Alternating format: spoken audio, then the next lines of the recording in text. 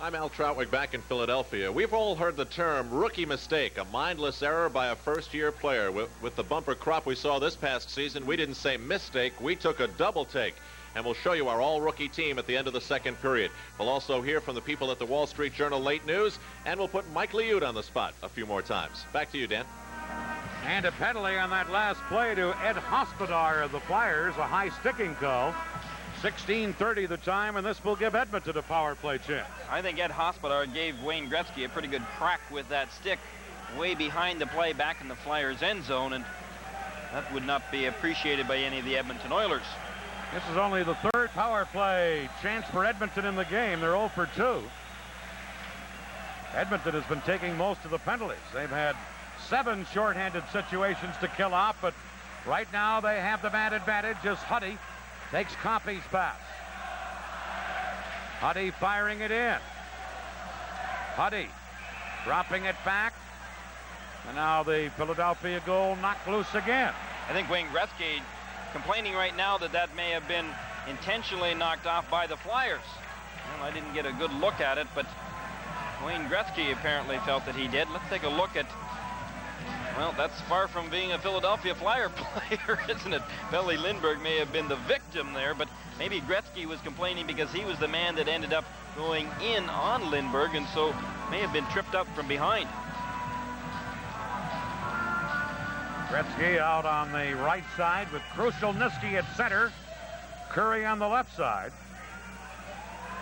And even when they're on the power play, they use that type of situation. I'm a little surprised at that tonight because I just thought that they would have let Wayne Gretzky go head-on-head against Ron Sutter, but that hasn't been the case. And showing an awful lot of respect for Ron Sutter, the way the Oilers have jockeyed their lineup around. Well, that's my thinking too, but right now we've got an injury here, and not to a player, but instead to one of the photographers here at the Spectrum, and he's going off and out of his position right now. It's kind of a dangerous position down there. There's no plexiglass in front of the penalty box, and so for the photographers and the off-ice officials, it's a little bit hectic and a little bit dangerous. Seems to be cut on the top of his head by that puck that was fired over in that area. I think he was doing a little bit of chuckling there to the linesman. He may have been cut, but hopefully not too serious. But here he's supposed to be taking pictures of this event, and instead everyone right now was taking pictures of him. A minute 39 left in Hospodar's penalty. Krushelnyski against Ron Sutter. And Howe has the puck for Philadelphia. Ahead to Ron Sutter. Quick shot wide on the short side. Gary Curry, number 17, giving it to Compy. Back to Curry. Now to Krushelnyski. Krushelnyski check. Compy trailing, picks it up, centered off Krushelnyski's skate, and here's Ron Sutter breaking out for Philadelphia. Flipping it to Craven, and that play is offside. Craven carried the puck in behind him. And what a story Murray Craven has been for the Philadelphia Flyers this year. He really has been, Danny. He's got exceptional speed that he has utilized out there, and for a player that really questioned his future as a hockey player in the Detroit Red Wings organization, has got a chance for a brand new start here in Philadelphia, and he's taking advantage of that chance. He and Joe Patterson came to the Flyers from Detroit in the trade for Darryl Sittler, the veteran who went to the Red Wings. Craven's only 20 years of age, a rookie, had 26 goals in the regular season, 35 assists.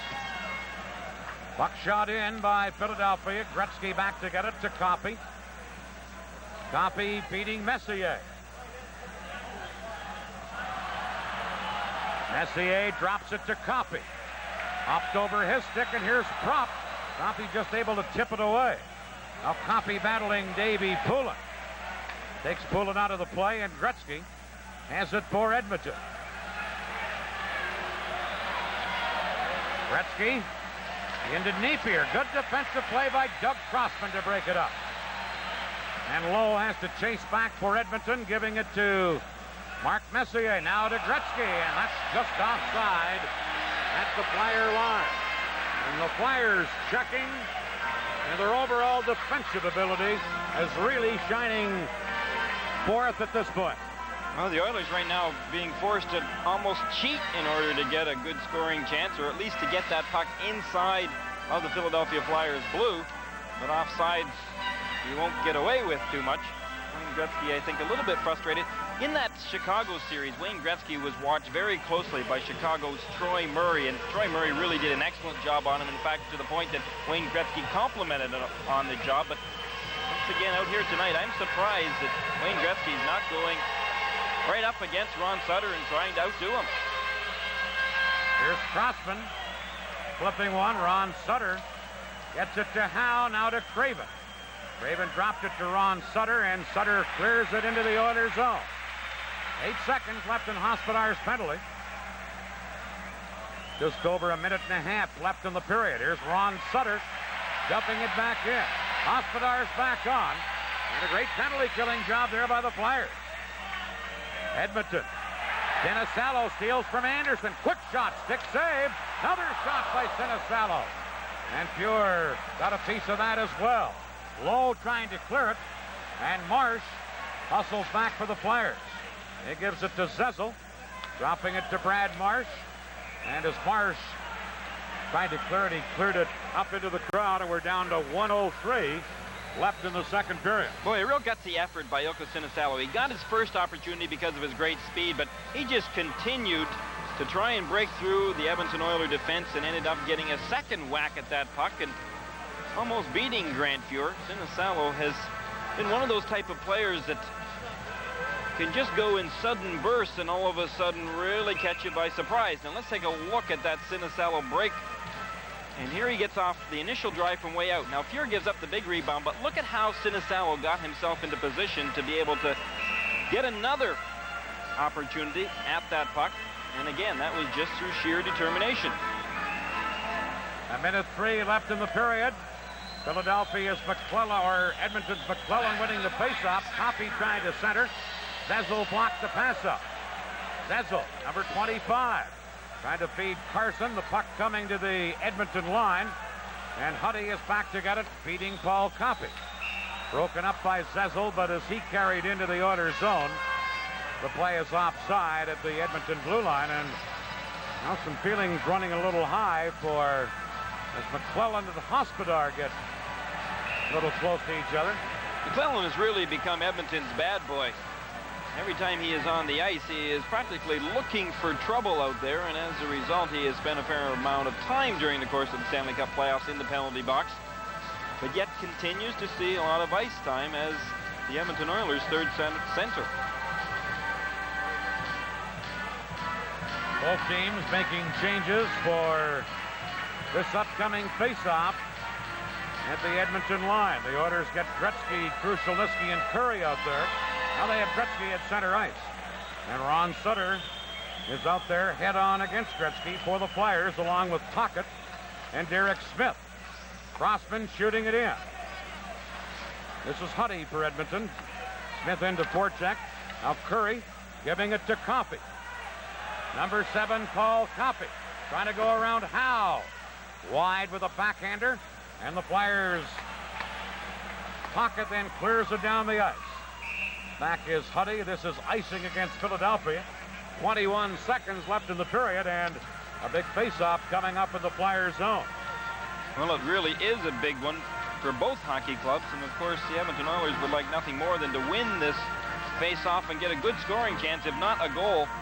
Nothing hurts worse than being scored upon in the last minute of play, and something that Mike Keenan, like other coaches, will harp upon constantly during the course of the regular season. Mark Messier, the man out there for the Oilers, taking that drop.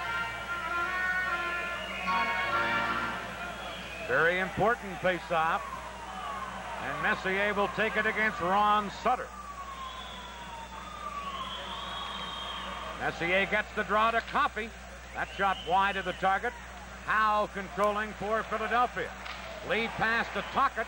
Coffey knocks it down. Tocchet gets it back. Rick Tocchet, checked by Curry. Now Ron Sutter. Sliding it back of the goal. Coffey taking Tocchet out of the play, and now Tocchet and Coffey take a push at each other. The period has ended, but they have a skirmish in the corner with players from both teams pushing and shoving. Ronnie Sutter in there along with Paul Coffey, but the Oilers can ill afford to have Paul Coffey off the ice, so I think he'll stay out of it. Shots on goal in the second period. Philadelphia 12, Edmonton only 4. In the game, Philadelphia 29, Edmonton 12. And the Flyers lead it 1-0. Coming up, you'll hear about our USA All-Rookie team in the National Hockey League. After 2 periods of play, the score, Philadelphia 1, Edmonton 0. We'll return with our second intermission right after these words.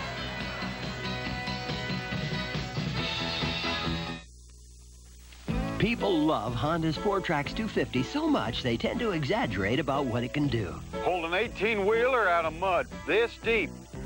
Why, it hold a 900-pound catfish back from the lake. I use my 4Trax for repairs. Well, what's so amazing about that? On the roof? The new Honda 4Trax 4-wheeler. With shaft drive, reverse, and electric starter, it's got more features than any other 4-wheeler. And that's no exaggeration. Mount Hood, Oregon, and Old Milwaukee both mean something great to these guys. Mount Hood means the best summer skiing in America. And Old Milwaukee means a great beer. Cold, crisp Old Milwaukee beer and smooth, golden Old Milwaukee Light. Old Milwaukee. And Old Milwaukee Light. Taste as great as their name. Man, it doesn't get any better than this. If you're an investor, here's an important telephone number from Charles Schwab and an important message. I work long hours at my job, but I still don't need somebody else telling me what stocks to buy and sell. I make my own decisions, and often I make them after the markets have closed. That's one reason I trade with Charles Schwab, the #1 discount broker. With Schwab, I can place an order to buy or sell anytime, day or night, 24 hours a day, 7 days a week. And I can sleep easy. I know my order will be entered the minute the market opens. And I can save up to 76% on commissions compared to what full commission brokers charge. 24-hour service, big savings. That's why I invest through Charles Schwab. I'm Charles Schwab. You'll like our low commissions, our convenience, and our quality service. That's a promise. For a free booklet telling what Schwab Discount Brokerage can do for you, call 800-458-6400 toll-free. That's 800-458-6400. Charles Schwab, a Bank America company. Member SIPC. Less than 48 hours from now, the Philadelphia Flyers, the Edmonton Oilers, and thousands of fans will return to the Spectrum. It will be Thursday night, and it will be Game 2 of the Stanley Cup Final Championship Series, and we'll have it for you on USA beginning at 7:30 Eastern Time. Right here at the Spectrum in Game 1, an amazingly low-scoring game. The Philadelphia Flyers leading after 40 minutes and 2 periods of hockey by a score of 1-0. This past regular season was not unique because of how many rookies there were, but how important they were for the teams they played. National Hockey League rinks were blessed with the most important crop of rookies in recent memory. From the numerous franchise players starring in their first year, here are USA's Elite Six. The all-rookie team's front line is made up of 2 Pittsburgh Penguins, a favorite in Mario Lemieux and a surprise in Warren Young. The Canadiens also have 2 entries, defenseman Chris Chelios and goalie Steve Penney. The Nordiques are represented by defenseman Bruce Bell, and the Rangers' Tomas Sandstrom rounds out the squad. Our all-rookie center has been a fixture of hope in Pittsburgh since his number 66 was called last June.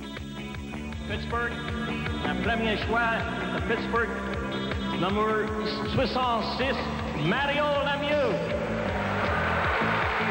There's a lot of pressure on my shoulder, but we're 20 guys on the team, and everybody has to work hard to help the team to win some hockey games. So I think the organization has pressure, and the players who are on the team has pressure, and myself also, I have to do well. Any pressure Mario Lemieux may have felt was quickly transferred to opposing goalies. Pete Peters was burned by our super center on his very first NHL shift. The 1985 All-Star Game was a fitting showcase for number 66. His 2 goals earned him league-wide respect and the keys to a new car. A 30-goal second half helped him score 100 points, the only rookie other than Dale Hawerchuk to reach that plateau.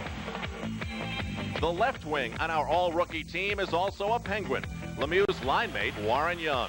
But the similarities end there. Over 9 years older than Lemieux, Young is considered a father-time figure to his peers. At 29, he's the oldest rookie in the league. Having toiled in the minors for over 5 seasons, Young is an inspiration for all the late bloomers dreaming of the NHL. The most productive shooter in the circuit, Young rang up 40 goals on only 130 shots. One of the few bright spots for the New York Rangers this season was the inspired play of Super Swede Tomas Sandstrom. The 6'2", 200-pound all-rookie right wing played with the heart and emotion the Rangers are counting on as they rebuild for the future. The Quebec Nordiques benefited from the play of all-rookie defenseman Bruce Bell. Groomed in the Ontario Hockey League, Bell helped anchor the NHL's 5th stingiest defense while leading the Nordiques in the plus-minus rating. His poise, ability to break out and work the power play helped spark Quebec to the NHL's Final Four.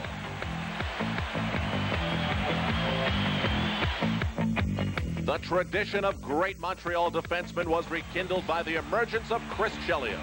A product of the University of Wisconsin and the 1984 U.S. Olympic team, Chelios now quarterbacks the Canadiens' power play. Their third leading scorer, he's the catalyst behind Les Habitants' renaissance. Another major ingredient of the resurgent Canadiens is the play of all-rookie goalie Steve Penney. Now a veteran of 81 playoff and regular season games, Penney has kicked out more pucks than year goalies. His reflex saves a trademark. Penney is the man the Canadiens fans count on as their last line of defense. The stars of the NHL future competing against each other for the coveted Calder Trophy. The candidates, the rookie goalie with the best goals against average, Steve Penney, his teammate and the leader of the Canadiens' new wave of defensemen, Chris Chelios. Quebec Nordiques defenseman Bruce Bell, the plus-minus leader of all the rookies. The rugged Ranger Tomas Sandstrom. Hockey's middle-aged rookie Warren Young. And the franchise in Pittsburgh, Mario Lemieux. The select harvest from a bumper crop of NHL rookies. While I'm wondering who that guy in the cowboy hat was, I'm also thinking about the Philadelphia Flyers. Not a representative to be seen on that leaderboard for the top rookies in the league, but more young talent than any team in the NHL, and they've reached the final. We're going to show you some Stanley Cup final facts now. We take you back to the year of the Great War, and the year it ended, 1945. But it wasn't such a great war between the Maple Leafs and the Red Wings. A tight one, yes, but not high scoring. Only 18 goals in a 7-game series. When we return, the Wall Street Journal late news, and then Mike Liut will join me for analysis in our studio. Back to Philadelphia in a moment. Wow, is that Kawasaki's new Eliminator? Yep. Never seen anything like this on the street. I hear it'll turn 0 to 50 in less than 2.2 seconds. Yep. Don't suppose you let me, see for myself? Nope. That's some bike, cowboy. Oh, you like this big, bad Eliminator sweet thing? That's why I bought it. Right now, during Kawasaki's Bash, test drive the Eliminator and get a free T-shirt. Barbecuing used to be hard work. Bothering with the electric starter, messing with lighter fluid. It was inconvenient. But Matchlight Instant Lighting Charcoal can change all that because Matchlight lights with just a match. You don't need a single drop of lighter fluid. So with Matchlight, instead of having to work hard, you hardly have to work. What could be more convenient? If you lived in a perfect world, you'd cook on something very like the Weber One Touch. It would give you perfect barbecue flavor because it would circulate heat like a convection oven to keep meats juicy. It would last for years, and it would clean itself with just a touch. Of course, you don't live in a perfect world, but you can cook on the perfect barbecue, the Weber One Touch. From the biggest name in your backyard, Weber. What kind of wallpaper will go with a striped couch? Think $1 won't go far these days? Bring it to your Sherwin-Williams store now. Choose from hundreds of beautiful in-stock wallpaper patterns at spectacular savings. Buy one single roll at the regular price and get the second single roll for just $1. Ethel, where's the couch? Next time, you better... Sherwin-Williams. Welcome back to USA's coverage of Game 1 of the Stanley Cup Final. A surprisingly low score. The Flyers lead the Edmonton Oilers 1-0. In a moment, we'll tell you how they did it. But first, the Wall Street Journal late news. Inflation slows. That story and more next.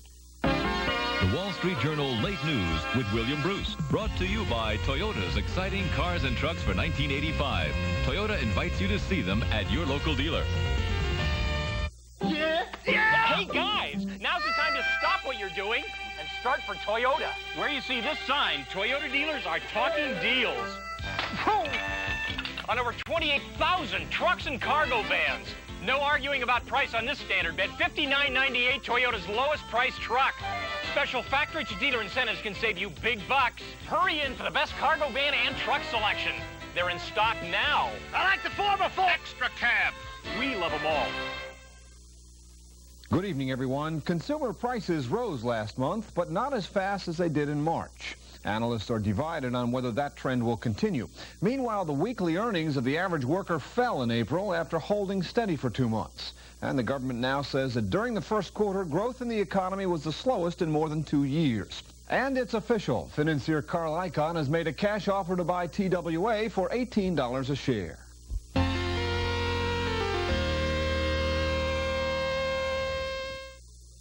When the big Q flows, America goes. Still beautiful, Dad. Took your brother through college, take you wherever you want to go.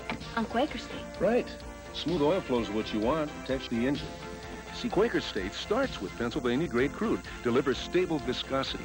You get great protection with the big Q. Hey, how come you know so much? I'm listening to you. Quaker State. The big Q stands for quality. Always has, always will.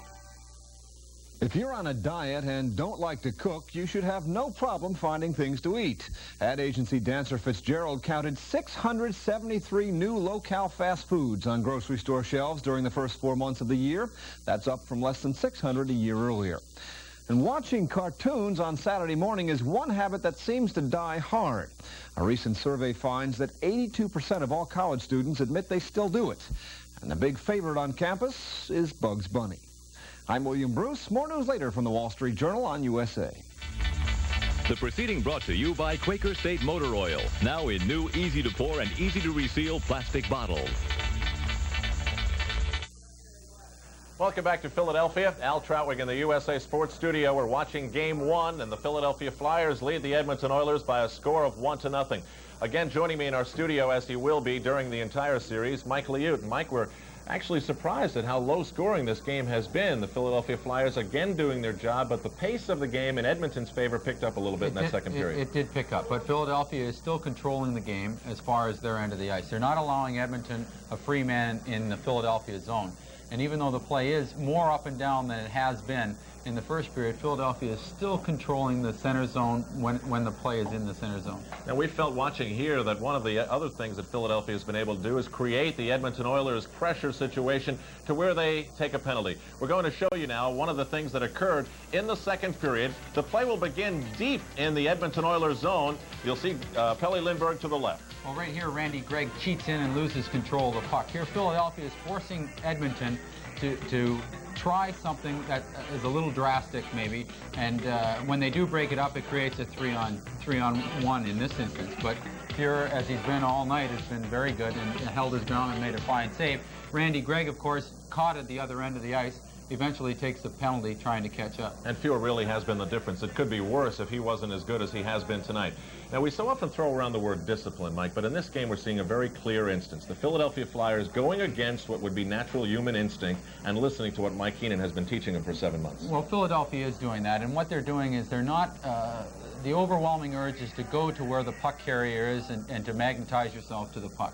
And they're not doing that. They're staying with their man, the wide man. They're picking up the wide man and allowing the defenseman to play the puck carrier. And if they can continue to do that, they should win the hockey game. Did you sense that the Edmonton Oilers were coming around to things as they wanted them? Well, they're starting to skate a little bit better, but they have to be first on that puck. They're not getting the loose puck in the Philadelphia zone. Philadelphia is. And Edmonton needs to come up with that loose puck to create more scoring opportunities. All right, remember, it's only a one-goal lead, and when you talk about the Edmonton Oilers, they score faster than Dan Kelly says. Filet mignon. Back on USA in a moment. Third period coming up with the Flyers holding on to that 1-0 lead. Sounds like there's a bear in the beer. What are we going to do? I'll be right back. Where's he going? He's going to get that beer from that bear. That's not just a bear. That's a grizzly. Yeah, but that's not just a beer. That's fire-brewed Stroh's. I thought we had 3 cases. Well, had to make a deal. Stroh's and Stroh Light, fire-brewed for smoother taste.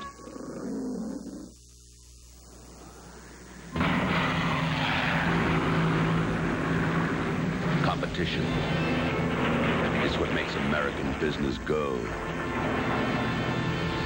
Competition is what makes American business excel. Competition is what gives meaning to success. Competition is what drives Hilton to be America's business address. Ce sont les meilleurs joueurs de leur pays. Ce sont les champions du monde. C'est de la terre battue, une surface très exigeante. C'est le charme de Paris.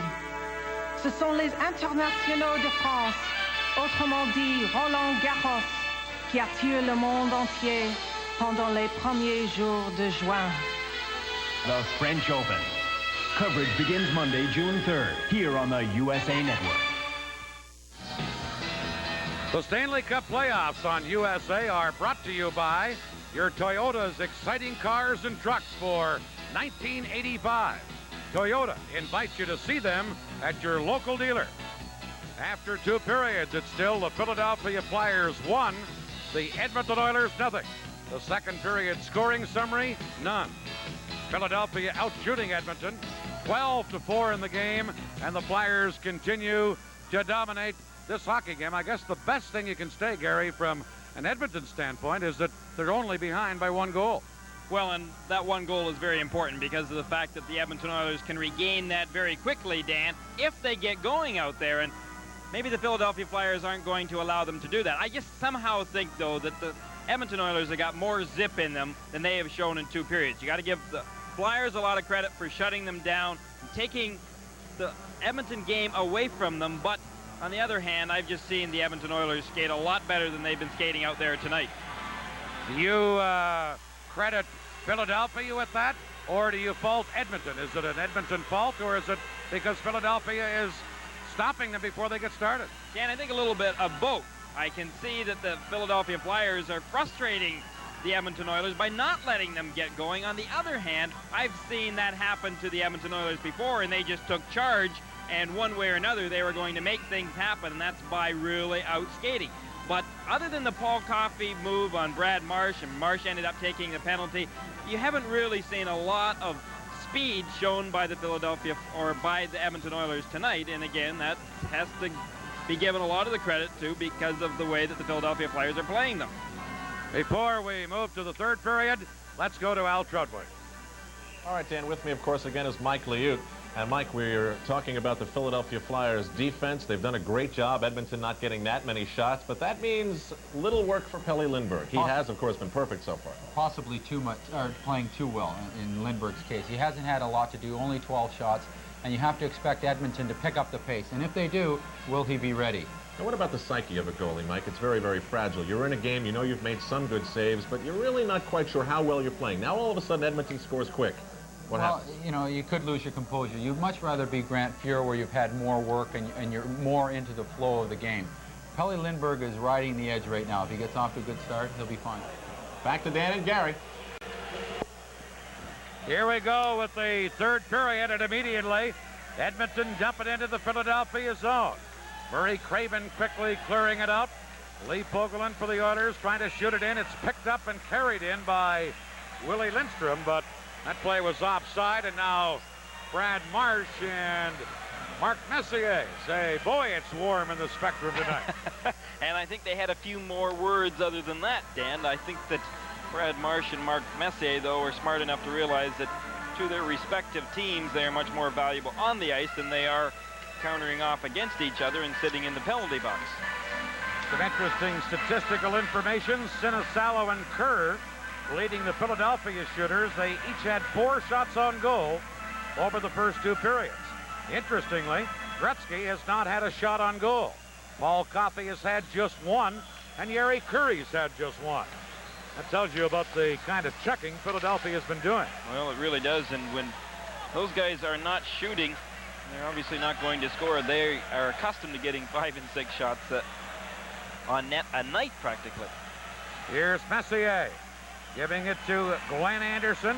Trying to get through the defense. Does. Big save. Lindbergh rebound. And Lindbergh able to recover and stop Messier on the rebound. And perhaps Edmonton's best scoring chance of the game. Well, that situation that Al Trutwig and Mike Liut were talking about almost developed. The Edmonton Oilers almost did score, and let's watch and see how it was set up.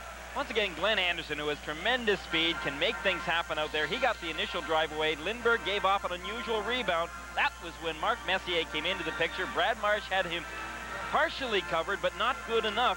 Messier able to get away a piece of a shot, you would say, but not enough on that puck in order to do any damage. Pelle Lindbergh getting his chance to get into this third period early. Pelle Lindbergh from Sweden, and there are Swedish reporters, television people here. He's front page news in Stockholm because of his outstanding play over here in the Stanley Cup playoffs. Puck is shot in by Philadelphia. Back to get it is Huddy. Now here's Coffey. Number 7 for the Oilers. Giving it to Yeri Curry, cutting in. Big save, Lindbergh on the short side as he kicked out his left leg. And the Oilers showing some offensive spurts. Gretzky can't hold it in. Now Derek Smith trying to work around Paul Coffey. Coffey took him out. Ron Sutter tried to get it. He couldn't. Now Yeri Curry failing to clear it. Derek Smith centered. Curry intercepting. And he feeds it to Hunter. Now to Gretzky. Gretzky back to Hunter, but there's Ron Sutter back checking to break it up. Number 14, Sutter. Firing it off the boards and down the ice. Randy Gregg going back. This will be icing against Philadelphia. Well, back in that second period of play, it's not always easy being the spare goaltender as Bob Froese is in tonight's game. He ended up getting a stick just above his left eye, and you can see the damage. He ended up going for stitches right after that, and so Bob Froese not in action tonight, but nevertheless getting into it whether he liked it or not. He's played just 31 minutes of the playoffs. Pelle Lindbergh has done all the rest for Philadelphia. Cecil on a face-off against Kevin McClellan. Here's McClellan breaking free. Shoots from a bad angle. Lindbergh, fine save, and just as importantly, covered up on the rebound. And now the Oilers are getting some opportunity in the first 2 periods, and that was that little bit of extra zip that they usually can show you in a hockey game. They're doing it right now. But Philadelphia break out from the face-off. Here's Cecil shooting one. Pure the save. And Don Jackson is there to get the rebound. Number 29, Jackson.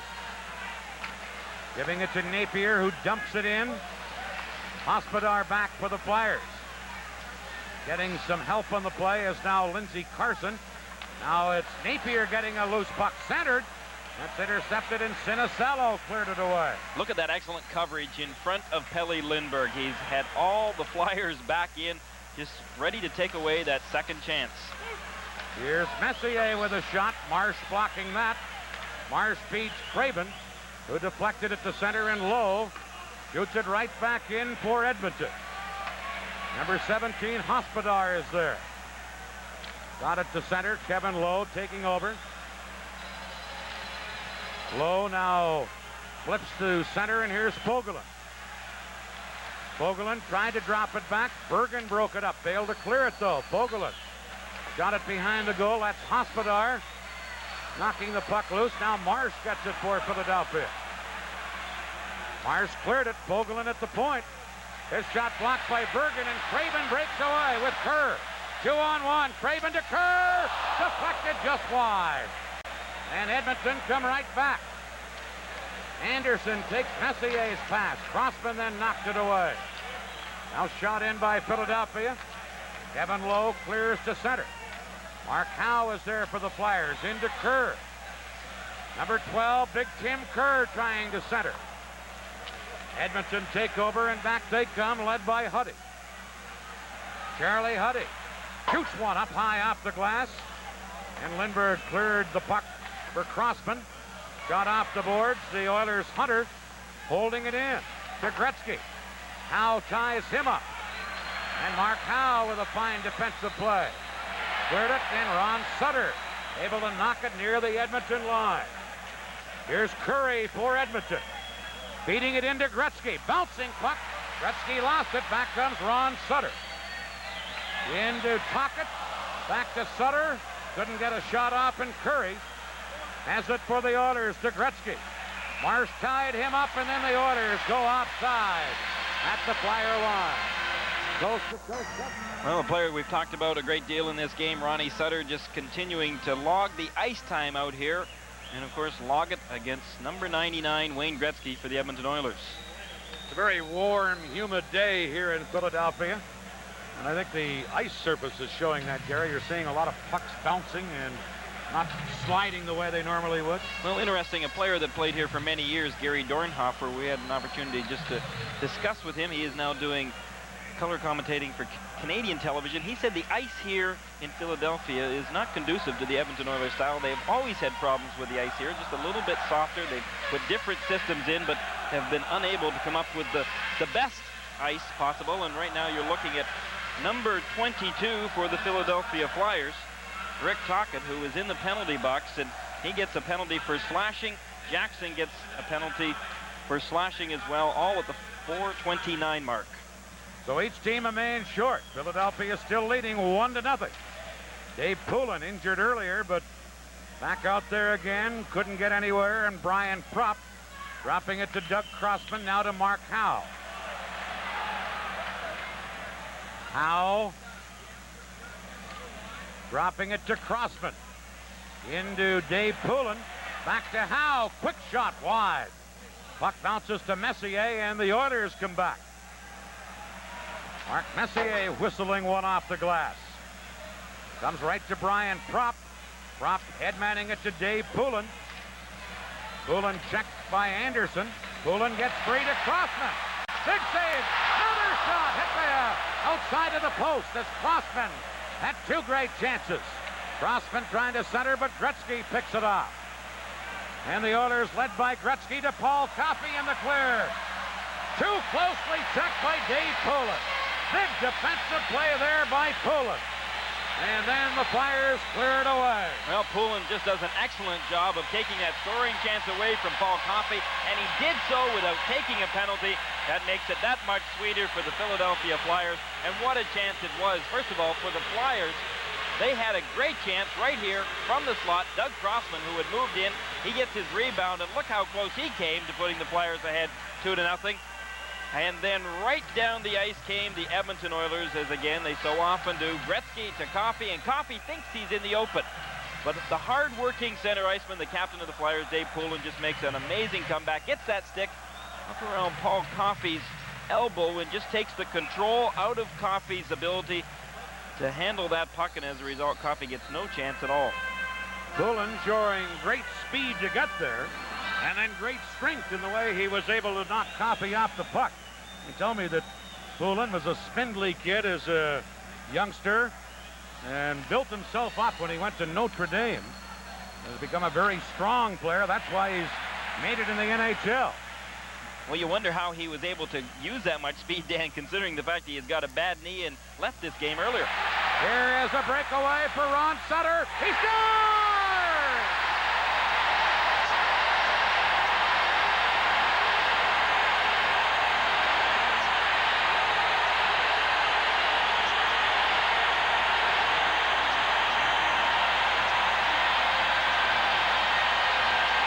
Sutter's job in tonight's hockey game was obviously to take the scoring away from Wayne Gretzky and maybe even Jari Kurri. But he breaks up this play just beautifully and ends up walking in all alone on Grant Fuhr, goes to his backhand. Fuhr got a piece of it, but not enough of it. It really bobbles up and over Fuhr and into the net, and there goes Ronnie Sutter from the second angle. All the way. Then he decides to look at the puck, go to his backhand, and that backhand was successful. A nice hard work for Ron Sutter, and it paid off there. His fourth goal to the playoffs, and it's 2-0 Philadelphia. Now Curry for Edmonton to Paul Coffey. Shoots one. Skate save Lindbergh. Here's Gretzky. Centering, and there's Ron Sutter again. Shooting it to center ice. Putty back to get it to Coffey. Over to Curry. Curry into Gretzky. Gretzky moving in, centering one. Big save, Lindbergh on Yeri Curry, and he's able to smother the rebound. What a save there. You're watching the Stanley Cup Final on USA. Fourth of the playoffs. 5:56 the time. Well, you can see Ron Sutter, but behind Ron Sutter was Charlie Huddy and Paul Coffey, who had once again got confused on the play and had given up the puck. Ron Sutter took advantage of it.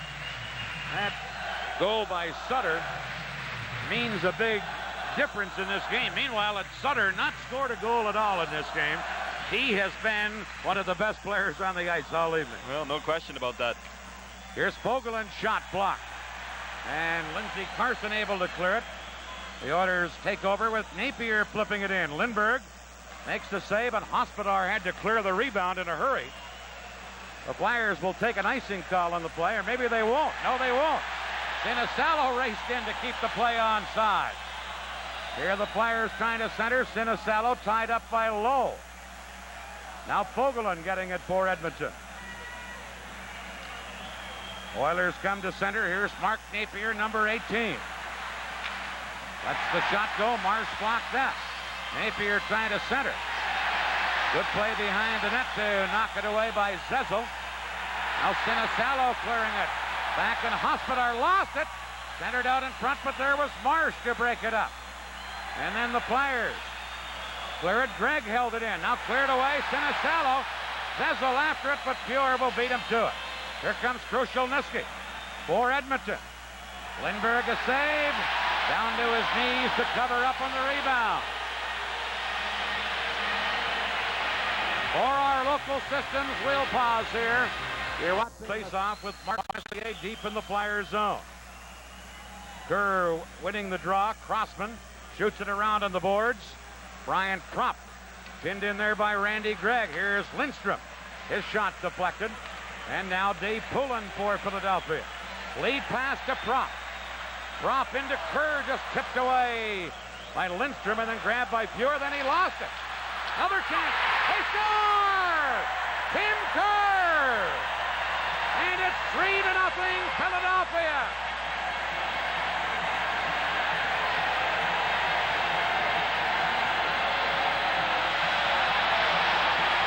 It's become the question of who wants it more, and the Philadelphia Flyers are showing exactly that. First of all, Fuhr has possession of the puck. He throws it in the corner thinking that's a safe move. Well, he forgot that the second effort by the Flyers and Dave Poulin end up costing the Edmonton Oilers. Poulin takes the puck away and then just feeds it across. Tim Kerr's there and bangs it in. Now watch. Fuhr really thought he was safe in throwing his puck over to his defenseman. But he didn't throw it far enough. And Dave Poulin just jumped on it, took the shot, shoveled it across right by Fuhr, and Tim Kerr was the man on the spot, right around the net where he usually is. And it is 3-0 for these surprising whiz kids from Philadelphia. Here's Messier moving in. Lindbergh a stick save, and Kropp clears it out for Philadelphia. Going back is Randy Gregg. Got one to center. Here's Lindstrom for Edmonton. Stick save, Lindbergh. And away comes Murray Craven for the Flyers, who now have a 3-0 lead. Craven checked from behind, and Messier comes back for Edmonton. Dumping it in, going back is Doug Crossman for Philadelphia. Worked it over onto the wing to Propp, who shot at the center. Here's Derek Smith trying to bat the puck in. Now Curry gets it for Edmonton. Curry over to Hunter. His shot wide. Derek Smith failed to clear it, but Howe goes back for Philadelphia. Gets some help on the play, and Crossman clearing it. Edmonton holding it in. Curry's shot. Wide. Here's Gretzky. To Coffey, who fanned on it. And Derek Smith feeds one ahead. Pocket was upended on the play. The fans thought Edmonton should have had a penalty, but none called. Here's Huddy to Coffey. Now to Gretzky. Crossman is back for Philadelphia. Cleared to center ice. And Fogelin takes over for the Edmonton Oilers. Just over 10 minutes left here in the third period. Krushelnyski shot it to center. Marsh knocked it down. Now Lowe. Knocking the Philadelphia player prop down. The fans holler again. Here's Patterson. Shoots from a bad angle wide. And Gretzky knocks it back to Lowe. He's forechecked on the play. And these Flyers are hitting everything that moves as they hustle around, and that's why they've built up a 3-0 lead. We'll be right back on USA. Leaving the ice and going to the dressing room, so he may be hurt. We'll keep you in touch as we hear more on the condition of Ilka Sinisalo. Here are the Oilers. Very explosive, as we've told you, but behind by 3. Long shot by Lowe. Lindbergh took no chance. Stopped the long shot and just throws the puck. Well, these Philadelphia Flyers are just continue to amaze everyone. They're a team that is made up of, out there right now tonight, 9 players that have only had 2 years or less experience in the NHL, 5 of those being rookies. They also have, when you add them all up, 8 players out of the 20 dressed in tonight's game that really weren't wanted by other teams. They were either signed by free agents or else they were involved in trades that sent them from other hockey clubs. So all in all, you could almost call them the no-name kids out there. They are really hustling and working hard, but yet no superstars. Here's Brad Marsh getting it to Zezel. Zezel, one of those rookies that Gary talked about, bounces the puck to the Edmonton zone. Lowe is back to get it. Now Krushelnyski feeding one over to McClellan, number 24. Long shot, well wide of the net. Flyers trying to clear it. Got it by Jackson at the point. And going back is Randy Gregg. 9 minutes left in regulation time.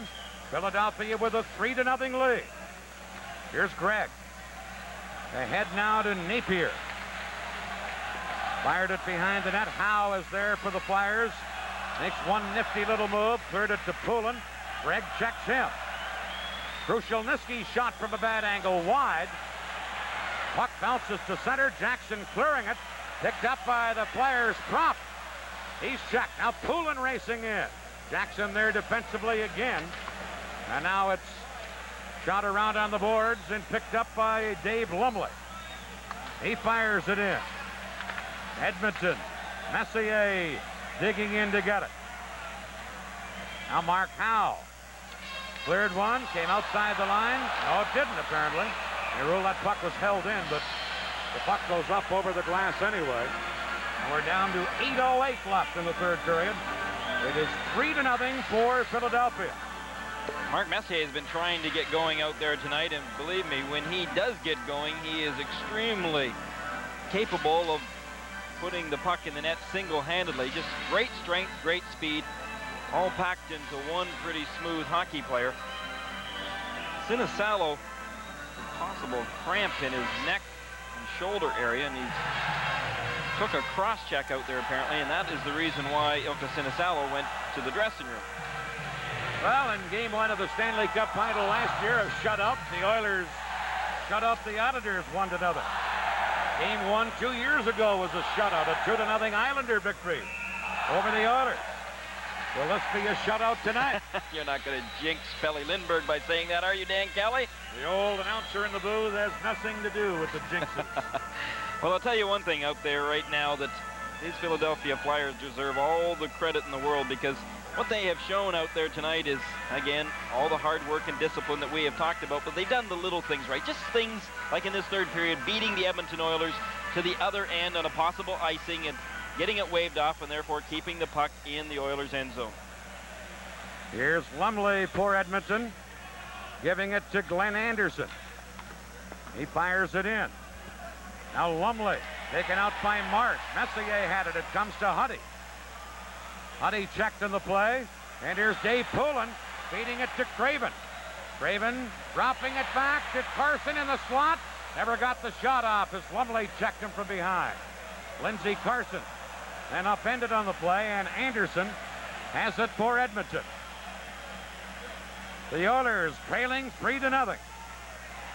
Here's Anderson. Couldn't get around Howe. Now centered one. Kevin Lowe at the point. That deflects wide.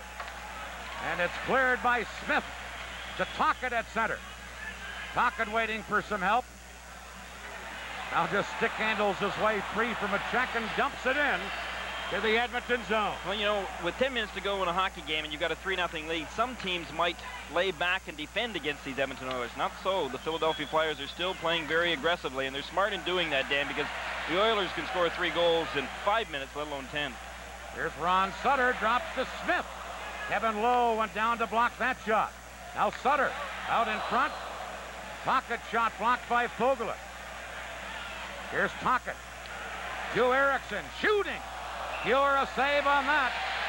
And he's able to hold on for a faceoff. For our local systems, we'll pause here.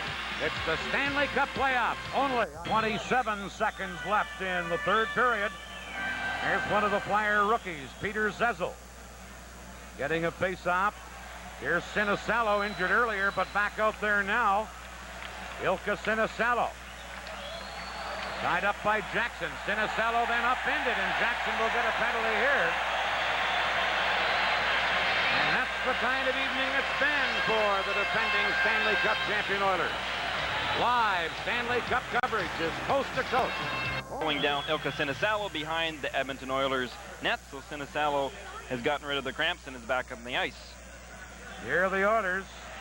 Zezel stealing it from Messier. And then Zezel works it to Joe Patterson.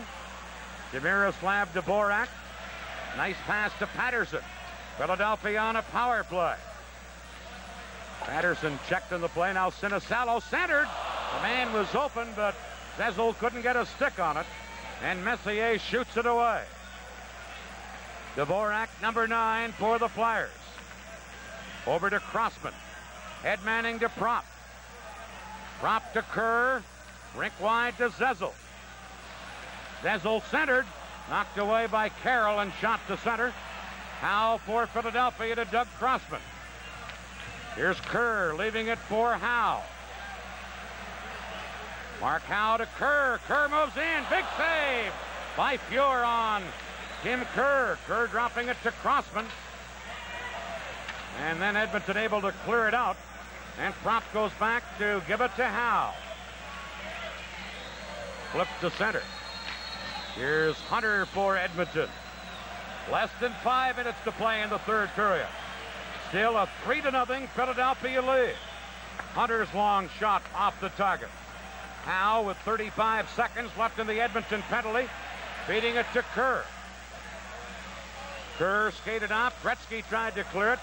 He couldn't, but Curry feeds Gretzky. Gretzky and the Oilers on a 3-on-2. Back to Coffey. Save Lindbergh. And Ron Sutter right back for Philadelphia. Sutter number 14 to Derek Smith. Fuhr came diving out to clear it.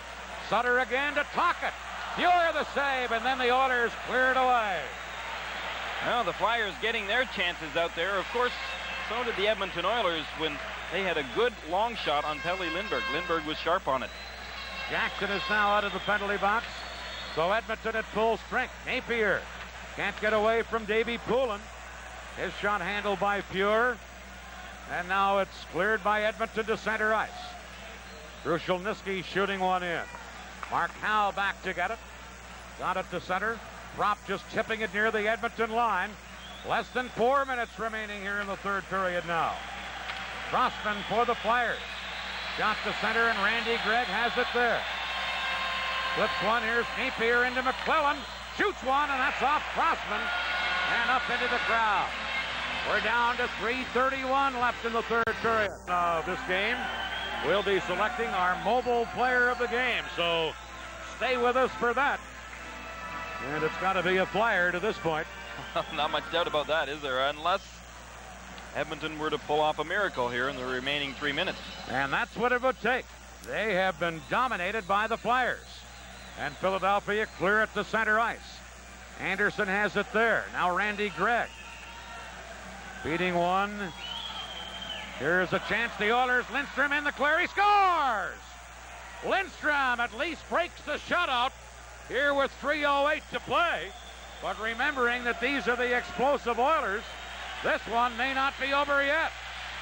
Well, that is for sure. The Edmonton Oilers are never finished until the final buzzer goes. And here, just a nice little pass to Willie Lindstrom. Nice move he made here. Quick hands. Lindstrom went from his left to his right to his left to his right. And finally, he ends up putting that puck by Pelle Lindbergh. Lindbergh may have been a little dizzy. Watch the stick handling here. Good move by Willie Lindstrom. He goes to his backhand. Lindbergh falling back into the net. And finally, the Edmonton Oilers put a puck in the net. The only man that could beat the Swedish goaltender was the Swedish winger, Willie Lindstrom. Here the Oilers again on the attack. Randy Gregg, shot blocked. Now a lead pass to Propp, who has a break. Brian Propp, Fuhr comes away out to make the save. And Lindstrom, who got that Edmonton goal, clearing it to Anderson. He drops it back to Jackson. And the Oilers try and move out. Randy Gregg dropping it back. That scoring play was Lindstrom. From Messier and Gregg, 16:52 the time. Lindstrom's third of the playoffs. Here's Anderson for Edmonton. Dropping it to Messier. Broken up by the Flyers. And away comes Derek Smith. He handed it right to Huddy. And the Oilers, with 2:20 left in the third period, feed one to Gretzky. Lindbergh setting it up for Crossman. Shot it off the boards. Krushelnyski holding it in. Never got the shot off. And then it was cleared by Tocchet for Philadelphia. Here's Coffey. Feeding one now to Gretzky. Gretzky pulled down. Flyers clear it. Huddy held it in. To Coffey. Shot. Skate save Lindbergh. And Ron Sutter poking it free to Tocchet. Knocked away by Huddy. Now taken again by Rick Tocchet for Philadelphia. A minute 40 to play as the Oilers, trailing by 2, come to center. Pass to Gretzky. Crossman knocking it down. The Oilers trying to wait for the play to get onside. Now will carry in. Gretzky to Napier. Moving right in. Never got the shot off. Napier unable to center. And the puck winds up on the mesh of the Flyer goal. We're down to 1:21 remaining. 3-1 Philadelphia. Let's go to Al Trudwick. Dan, some great candidates for our mobile player of the game. You've already mentioned Ron Sutter, Pelle Lindbergh, Doug Crossman, Brad Marsh. But I'm standing here next to the air conditioning unit, which aside from me is the strangest thing in our studio. The Edmonton Oilers locker room is powered by this unit. And before the game, they came in and said, "It's hot in here. Can you keep it on as much as possible?" While we complied, I have to think it almost wasn't necessary. You see, it was the Philadelphia Flyers who really cooled off the Edmonton Oilers tonight. Back to you. There's only one Al Trudwick, isn't there? Well, I'd almost say thank God to that, Dad. He comes up with some kind of angle every night. Well, he makes life interesting, doesn't he? Right now, the timeout has been called, and the Edmonton Oilers getting a chance to try and regroup, but nothing is impossible. 1:21 seconds remaining in this third period of play, and down a couple of goals, but no doubt Grant Fuhr will be coming out of the nets in favor of that extra attacker. 1:21 to play. 3-1, Philadelphia leading. Game 2 of this series will be here on Thursday night. And you'll see it right here on USA, 7:30 Eastern Time. Grant Fuhr just getting some final instructions from Coach Glenn Sather. You could see that Fuhr nodded his head, and he understood when he was about to leave and where he was about to position himself. And right now he was halfway between his net and the blue line. Of course, with the face-off just outside Philadelphia's blue line. If the Oilers can gain control and get it in deep, then Grant Fuhr will no doubt make his way to the Edmonton bench. I mentioned that Gretzky had not had a shot on goal for the first 2 periods, and I don't think he's had one here in the third.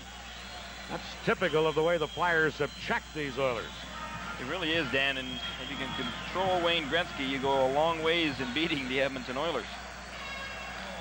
Face-off won by Edmonton. Now they work it to Paul Coffey. He's checked. Howe tried to clear it. Sutter couldn't get it out. Here's Anderson a shot. Now Sutter, as the Oiler goaltender is off, Sutter cleared it to center. 6 attackers for Edmonton. Here are the Flyers flipping one into the Oilers zone, and Curry goes back. Loses to Tocchet. We're in the final minute of the third period. Glenn Anderson loses. Tocchet shoots at an open net, but Coffey was there to block it. Tocchet gets it again, but once more Coffey intercepts. To McClellan. Now to Anderson. Anderson's shot well wide of the target. Ron Sutter scooping it out of the Flyers zone, and he scooped it up too high. And with 36 seconds left, the faceoff will be in the Philadelphia zone. Ron Sutter, how much more can we say about him in this game tonight? He's not only done an excellent job being out on the ice almost every single time that Wayne Gretzky has, and keeping Wayne Gretzky and the rest of the Edmonton Oilers off the scoreboard, but also having scored a very important goal. Goal number 2, which gave the Flyers just a little bit of extra room after hanging on to that 1-goal lead for a fair amount of time. Ron Sutter has been a standout. Right now, the Sutter goal is the winning goal if they have no further scoring. 36 seconds left, and Messier will take a face-off deep in the Flyers zone with the Oilers using 6 attackers. And it will be Ron Sutter against Messier. Someone jumped the gun. It was Dave Poulin. That will delay the drop of the puck. Sutter wins the draw cleanly from Messier. Howe trying to clear it. Coffey held it in. Flyers knock it onto the boards, and Ron Sutter gets it loose. And here's the lead pass to Poulin. In the clear with an open net. He scores! And that's the icing on the cake for the Flyers. It's 4-1.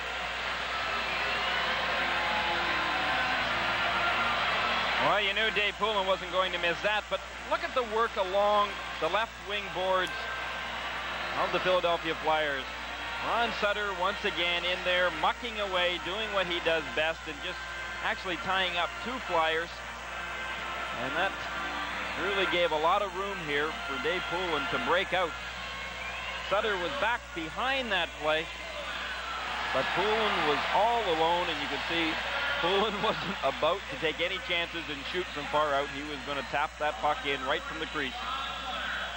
4-1 Philadelphia lead as the Flyers clear one out of their own zone. We're down to just 10 seconds left. That scoring play was Poulin from Carson and Sutter. 1939. The Oilers try and clear one. Game 1 of the 1985 Stanley Cup Finals is history. And the Philadelphia Flyers win 4-1. They dominated this game.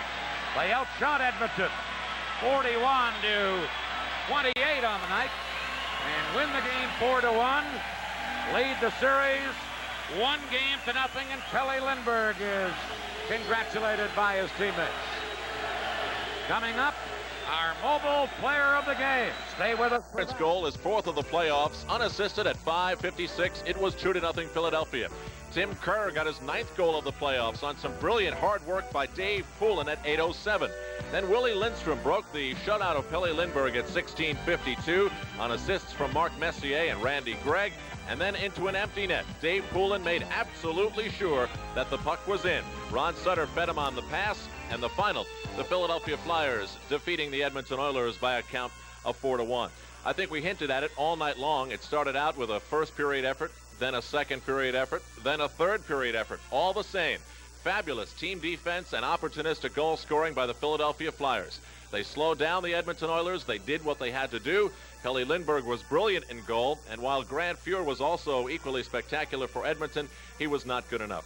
Now, Mike Leo joins me in the studio. Mike, I guess, as I just said, that pretty well summed it up. But the individual efforts, which did you like? Well, in the third period, I think you have to go with Poulin's play on the breakaway that Paul Coffey had. One of the fastest players in the league, Poulin able to catch him and knock him off stride, showing his strength. That led directly to the second goal that Philadelphia scored. Coffey again causing the turnover, making the turnover, and Ron Sutter intercepting the puck, and that turnaround, the defensive play coupled with the goal, made it, instead of a 1-1 game, a 2-0 game. All right, Mike, we have Ron Sutter in our studio. Why don't we just let him sit in here real quick? Ron, why don't you just jump in? Because it was a fabulous game that you played, scoring a goal, also helping halt Wayne Gretzky, and then assisting on that sweet empty net goal. Which did you enjoy more, scoring the goal or taking part in shutting down Wayne Gretzky? Neither, winning the game. Winning the game, just completely that. It was in your eyes, would you say it was a perfect game that the Flyers played tonight? Near perfect. You know, there's still, a few things we could have played a little bit better on, but everyone worked hard, and we kind of sat back a little bit there in the third, but I guess that's typical when you're up a couple goals. Now we have a chance to look back into the game early in the third period. The goal by Ron Sutter, and it was a beauty. Suddenly, Paul Coffey sends the puck cross ice. It winds up on your stick, and you just saw daylight. Well, I read it a little bit. He was coming across, and wasn't even looking at me. I knew he was going to go cross ice with it, and it's kind of lucky it hit my arm and dropped right down in front of me. Were you aiming at that point to shoot it into the top of the net like you did? No, in my case, I never know what I'm going to do when I go in like that. I've had so many chances like that, but I just wanted to go in, and I know he's weak between the legs, and he just kept backing up, and lucky I got it up high enough. Around the tempo of the game was something that you seemed to control, your team that is, throughout this game. That was something I'm sure that you had in mind. And I guess you'd have to be pretty satisfied at how you were able to slow down Edmonton and create situations where your team could play defense and not individual players. Well, that's the only way you can shut them down. Everyone's got to work together, and you got to be a team, defense out there. And best defense is the offense, and we just kept throwing the puck in and dumping it in and jumping on their defense, and try not to let the gap get big between our forwards and our defense. Okay, Ron, thank you very much. Congratulations, Ron Sutter. A big reason why the Philadelphia Flyers were able to take over the Edmonton Oilers for tonight. A goal, an assist, and a great defensive effort for being our